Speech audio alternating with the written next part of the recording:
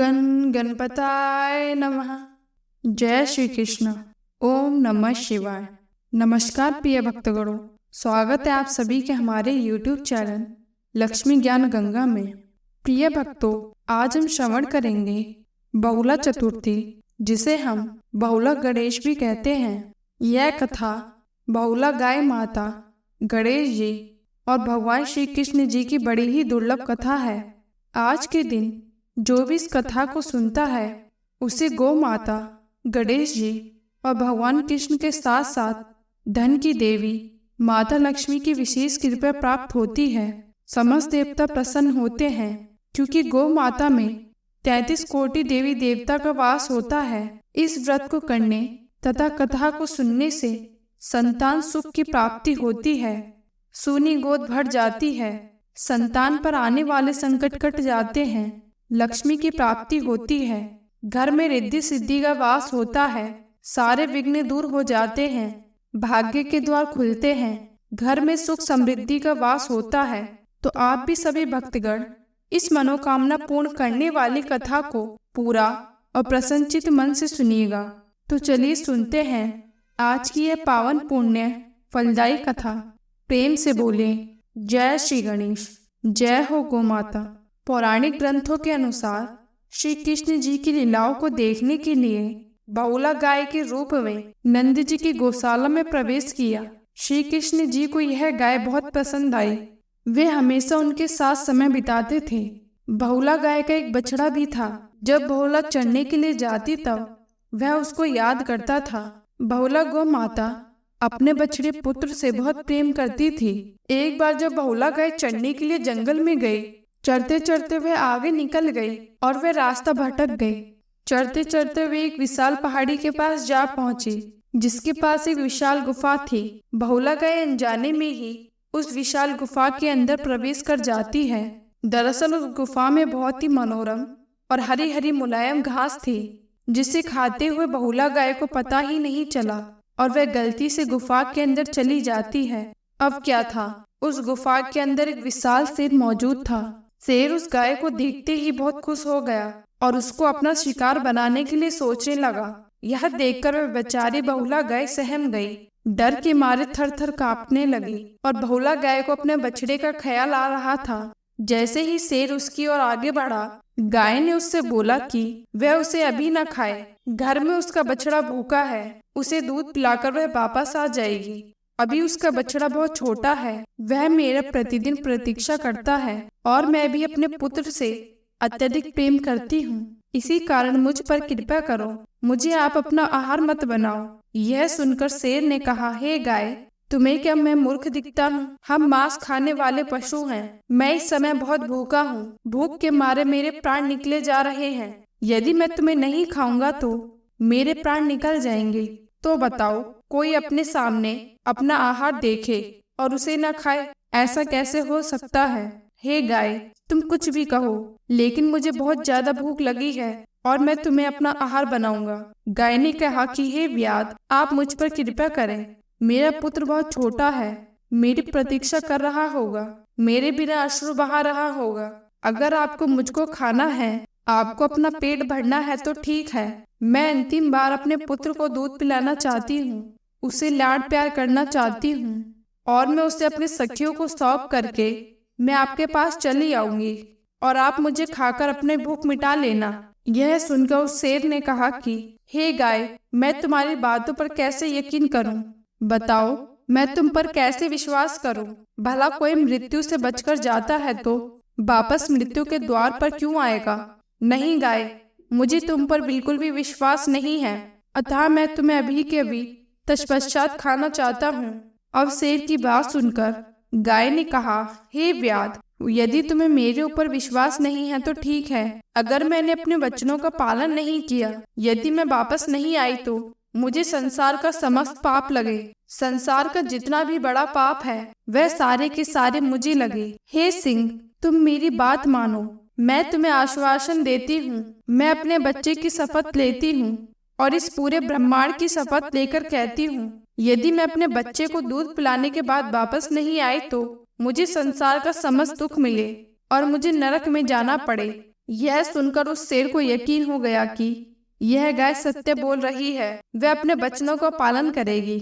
अतः उस शेर ने कहा कि हे गाय, जब तुम इतना कह रही हो तो मैं तुम पर विश्वास करता हूँ। जाओ अपने बच्चे को दूध पिलाओ, उसे लाड़ लगाओ और अपने सहेलियों को सौंप करके मेरे पास आओ और मेरी भूख को शांत करो। यह सुनकर गाय ने शेर का धन्यवाद किया और वहां से अश्रु बहाते हुए नंद बाबा की कुटिया में आ जाती है। बहुला गाय का बछड़ा अपनी माता को देखकर खुशी के मारे फूले नहीं समाता और दौड़कर अपनी माँ का दूध पीने लगता है। उस बछड़े का जब आधा पेट भरता है तब उसे ख्याल आता है कि आज मेरी माँ बहुत दुखी है। उस नन्हे से बछड़े ने अपनी माता से पूछा, हे मैया, आप क्यों दुखी हैं? आपका मुख बहुत उदास है, क्या बात है माँ? मुझे बताइए, आप इतनी व्यथित क्यों लग रही हो? तब गाय ने कहा, हे पुत्र, मेरे लाल, मेरे कलेजे के टुकड़े, तू पूछ कर क्या करेगा? तू बस दूध पी और अपना पेट भर। लेकिन उस बछड़े ने कहा, नहीं मैया, मैं आगे आपका दूध नहीं पीऊंगा। पहले आप मुझे बताइएगा कि क्या बात है, आप क्यों दुखी हैं माँ? यह सुनकर बहुला गौ माता ने कहा, हे पुत्र, आज मुझे जंगल में एक सिंह मिला, वह मुझे खाना चाहता था। मैं उसे वचन देकर आई हूँ कि मैं अपने पुत्र को दूध पिलाकर वापस आ जाऊंगी। हे पुत्र, आज के बाद मैं तुम्हें छोड़कर जा रही हूँ। आज से तुम्हें अपना खुद का ख्याल रखना होगा। तुम अपने मित्र के साथ यहीं पर नंद बाबा की कुटिया में रहना और सदैव सत्य वचन का पालन करना। यह सुनकर वह बछड़ा रोने लगा। उसने कहा, हे मैया, आप मुझे छोड़कर मत जाइए, मैं तो दूध पीता हूँ। मैं आपका नित्य प्रति संध्या के समय प्रतीक्षा करता हूँ। मैं आपको नहीं देखता तो मेरे प्राण जैसे निकलने वाले होते हैं। माता, आप मुझे छोड़कर ना जाएं। गौ ने कहा, पुत्र, वचन निभाने के लिए मुझे यह करना पड़ेगा। पुत्र, अब मुझे जाना होगा। यह कहकर बहुला गाय अपने पुत्र बछड़े को लेकर अपने सखियों के पास गई और कहा, हे गाय सखियों, तुम मेरे पुत्र का ख्याल रखना। हे सखियों, अंतिम बार मेरे गले लगो और मुझे विदा करो। मैं सत्य की राह पर चल रही हूँ। मैं अपना वचन निभाने जा रही हूँ। मेरे पुत्र का ख्याल रखना। यह कहते हुए बहुला गाय अपने समस्त सखियों से गले मिलती है। रोते हुए वहां से जंगल की तरफ निकल पड़ती है और वह उस भूखे शेर के पास आती है और सिंह से कहती है, हे सिंह, मैंने अपना वचन निभाया, अब तुम मुझे खाकर अपनी भूख शांत करो। शेर उसे देखकर हैरान हो जाता है। दरअसल यह शेर के रूप में कृष्णा जी थे, जो बहुला गाय माता की परीक्षा ले रहे थे। श्री कृष्ण अपने वास्तविक रूप में आ जाते हैं और बहुला गाय से कहते हैं कि मैं तुमसे बहुत प्रसन्न हूँ, तुम परीक्षा में सफल रही। समस्त मानव जाति द्वारा तुम्हारी पूजा अर्चना की जाएगी और समस्त जाति तुमको गौ माता कहकर संबोधित करेगी। जो भी यह व्रत करेगा उसे सुख समृद्धि, धन, ऐश्वर्य, संतान की प्राप्ति होगी। प्रेम से बोलिए, जय हो गौ माता। आप हमारे सभी सखियों तथा हमारे पुत्र की रक्षा करना और हमारे आंचल को सदा हरा भरा रखना। जय हो गौ माता। प्रिय भक्तगणों, अब आइए सुनते हैं गौ माता की बहुत ही चमत्कारी तथा पौराणिक कथा। चैवन नाम के एक महर्षि थे। वे बड़े ही तपस्वी थे। एक बार उन्होंने महान व्रत का आश्रय लेकर जल के भीतर रहने का संकल्प किया। महर्षि चैवन अभिमान, क्रोध, हर्ष और शोक का त्याग करके दृढ़ता पूर्वक पालन करते हुए एक बार 12 वर्ष तक जल के अंदर रहे। महात्मा के स्वभाव से प्रभावित होकर सभी जलचर प्राणी उनके मित्र बन गए। जलचर प्राणियों को उनसे कोई भय नहीं लगता था। एक बार महर्षि चैवन अत्यंत श्रद्धा भाव से उन्मत्त होकर गंगा यमुना के संगम में जल के भीतर प्रविष्ट हुए। कभी जल समाधि लगा लेते तो कभी निश्चल होकर जंगल के ऊपर बैठ जाते।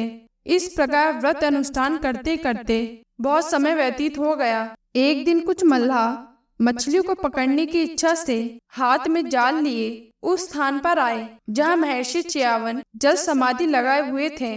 मल्लाहों ने मछली पकड़ने के उद्देश्य से जाल को पानी में फैलाया। संयोग से जल में मछलियों के साथ महर्षि चैवन भी फंस गए। मल्लाह जाल खींचने लगे तो उन्हें अत्यधिक बल लगाना पड़ा। इस पर मल्लाह समझने लगे कि आज बहुत बड़ी मछली जाल में फंस गई है। उन्होंने पूरे जोर से जाल को खींचा तब उसमें जल जंतुओं से घिरे हुए महर्षि च्यवन भी खींचे चले आए। जाल में महर्षि को देखकर मल्लाह डर गए, हाथ जोड़कर उनसे क्षमा याचना मांगने लगे, उनके चरणों में सिर रखकर प्रणाम करने लगे। पानी से बाहर निकल जाने पर बहुत से मस्त तड़पने और मरने लगे। इस पर मछलियों का बुरा हाल देखकर ऋषि का हृदय द्रवित हो उठा। उन्होंने मल्लाहों से कहा, हे वत्स, देखो, ये मत्स्य जीवित रहेंगे तो मैं भी जीवित रहूंगा, अन्यथा इनके साथ ही मर जाऊंगा। मैं इन्हें त्याग नहीं सकता, यह मेरे सहवास ही रहे हैं। मैं बहुत दिनों तक इनके साथ जल में रह चुका हूँ, मैं इनके साथ अपने प्राणों का उत्सर्ग कर दूंगा। मुनि की बात सुनकर मल्लाह डर गए। उन्होंने कांपते हुए जाकर सारा समाचार महर्षि नहुष को सुनाया। मुनि के संकट में स्थिति जानकर राजा नहुष अपने मंत्री और पुरोहित को साथ लेकर तुरंत वहां गए। पवित्र भाव से हाथ जोड़कर उन्होंने मुनि को अपना परिचय दिया और उनकी विधिवत पूजा करते हुए कहा, हे महात्मन, आज्ञा दीजिए, मैं आपका कौन सा प्रिय कार्यक्रम कर सकता हूँ। महर्षि च्यवन ने कहा, राजन, इन मल्लाहों ने आज बड़ा ही भारी परिश्रम किया है, अतः आज इनको मेरा और मछलियों का मूल्य चुका दीजिए। राजन ने सुनते ही मल्लाहों को 1000 स्वर्ण मुद्रा देने के लिए पुरोहित जी से कहा। इस पर महर्षि च्यवन बोले, 1000 स्वर्ण मुद्रा मेरा उचित मूल्य नहीं है, आप सोचकर मुझे उचित मूल्य दीजिए। इस पर राजा ने 1000 स्वर्ण मुद्रा से बढ़ाकर 1,00,000 स्वर्ण मुद्रा कर दिया। अपना आधा राज्य और अंत में समूचा राज्य देने की बात कह दी, परंतु च्यवन ऋषि राजी नहीं हुए। उन्होंने कहा, आप अपना आधा राज्य या फिर भी पूरा राज्य देकर भी मेरा मूल्य नहीं चुका सकते। हे राजन, आप ऋषियों के साथ विचार कीजिए और फिर जो मेरे योग्य है वही मूल्य दीजिए। यह सुनकर राजा अत्यंत दुखी हो गए। उन्हें कुछ सूझ ही नहीं रहा था। वे अपने मंत्री और पुरोहित से सलाह करने लगे। एक समय फल फूल का सेवन करने वाले एक वनवासी मुनि राजा नहुष के समीप आए और राजा से कहने लगे, राजन, आप दुखी ना हो, मैं महर्षि को संतुष्ट कर दूंगा और इनका उचित मूल्य भी आपको बताता हूँ। आप मेरी बात को ध्यान से सुनो। मैंने कभी हास परिहास में भी असत्य भाषण नहीं किया, सदैव मैं सत्य बोलता हूँ, अतः आप मेरी बातों पर शंका मत कीजिए। राजा ने कहा, हे प्रभु, मैं बहुत संकट में हूँ। मेरे कारण एक महर्षि अपने प्राणों का उत्सर्ग करने को उद्ग्रत है। यदि इनका उचित मूल्य आप बता दे तो यह आपका बहुत ही अनुग्रह होगा। इस भयंकर कष्ट से मेरे तथा मेरे राज्य, मेरे कुल की रक्षा कीजिए। राजा नहुष की बात सुनकर मुनि कहने लगे, हे राजन, ब्राह्मण और गो एक ही कुल के हैं। ब्राह्मण मंत्र रूप है तो गाय हरि स्वरूप है। ब्राह्मणों तथा गाय का मूल्य नहीं लगाया जा सकता, इसलिए आप इनकी कीमत में एक गो को प्रदान कीजिए। मुनि की बात सुनकर राजा को बहुत ही प्रसन्नता हुई। उन्होंने उत्तम व्रत का पालन करने वाले महर्षि च्यवन के पास आकर कहा, महर्षि, मैंने एक गो देकर आपको खरीद लिया है, अब आप उठने की कृपा कीजिए। मैंने आपका यही उचित मूल्य समझा है। राजा की बात सुनकर च्यवन ऋषि बोले, आपने उचित मूल्य देकर मुझे खरीदा है। निश्चित ही इस संसार में गायों के समान कोई दूसरा धन नहीं है। गाय के नाम और गुणों का कीर्तन तथा श्रवण करने से, गायों को दान देने से और उनके दर्शन करने से बड़ी ही प्रसन्नता मिलती है। गौ माता लक्ष्मी प्रदान करती हैं, इसमें पाप का लेश मात्र भी नहीं है। वह विकार सहित अमृता धारा करती है और दुहने पर अमृत ही देती है। गाय का समुदाय जहाँ भी बैठकर निर्भयता पूर्वक सांस लेता है, उस स्थान की शोभा बढ़ा देता है और वहाँ के सारे पापों को खींच लेता है। गाय की स्वर्ग में भी पूजा की जाती है। गाय समस्त कामनाओं को पूर्ण करने वाली देवी है। उनसे बढ़कर कोई दूसरा नहीं है और ना उनके महल्ले का कोई वर्णन कर सकता है। इसके बाद मल्लाहों ने मुनि से उनकी दी गई गौ को स्वीकार करने के लिए प्रार्थना की। मुनि ने उनकी दिव्य गाय लेकर कहा, मल्लाहो, इस गोदान के प्रभाव से तुम्हारे सारे पाप नष्ट हो गए। अब तुम इस जाल में उत्पन्न हुई मछलियों के साथ स्वर्ग जाओगे। देखते ही देखते महर्षि च्यवन के आशीर्वाद से वे मल्लाह तुरंत मछलियों के साथ स्वर्ग चले गए। प्रेम से बोलिए, जय हो गौ माता। हर हर महादेव। ओम गणेशाय नमः। प्रिय भक्तों, उम्मीद करती हूँ आपको यह कथा अत्यंत पसंद आई होगी। अगर आपको यह कथा पसंद आई हो तो हमारे चैनल को एक लाइक एंड सब्सक्राइब अवश्य कीजिएगा। आपका जीवन मंगलमय हो, इसी कामना के साथ आपसे विदा लेती हूँ। मिलते हैं नेक्स्ट वीडियो में, तब तक के लिए धन्यवाद।